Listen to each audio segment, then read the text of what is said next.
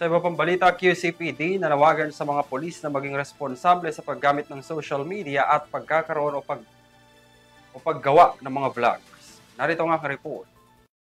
Nanawagan ng Quezon City Police District o QCPD sa mga personnel nito na maging responsable sa paggamit ng kanilang mga social media at panatilihin ang professionalism bilang pagtugon sa Memorandum Circular No. 2024-077 ng Philippine National Police. Sa naturang memorandum, tanging mga personnel lamang ng Police Community Relations Offices at units sa Regional Community Affairs and Development Division, Regional Police Community Affairs and Development Unit ang authorized na gumamit ng mga equipment at pasilidad na kakailanganin sa paggawa ng mga vlogs na may kinalaman sa police activities.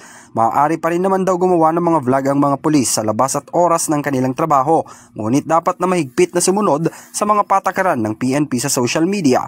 Dapat rin ang mga content na ilalabas ng mga pulis ay napapanatili ang privacy, ethics, human rights at hindi naglalaman ng mga offensive languages, discrimination o anumang galaw na mapapahamak ang reputasyon ng organisasyon. Mahigpit ring ipinagbabawal ang political o commercial endorsement pati na ang pagsasapubliko ng mga confidential at sensitive information.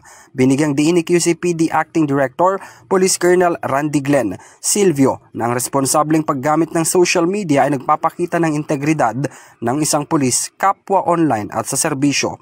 Una nang pumutok ang ilang content ng mga pulis na nauwi sa pagkakasibak sa kanilang trabaho. Pinakahuli rito ang isa sa Talisay City, Cebu matapos magsagawa ng online Bring Me Challenge na may premyo.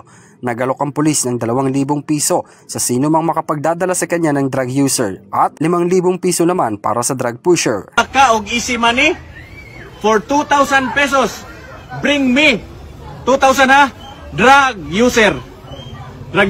And for 5,000 pesos dali ko ninyo og street level drug pusher. Ayon sa PNP, malinaw na paglabag ito sa kanilang police operational procedure at pinagpapaliwanag na nila ang naturang pulis. Para sa EuroTV News, ako si Henry V. Nicolas, sumasaludo sa bawat Pilipino.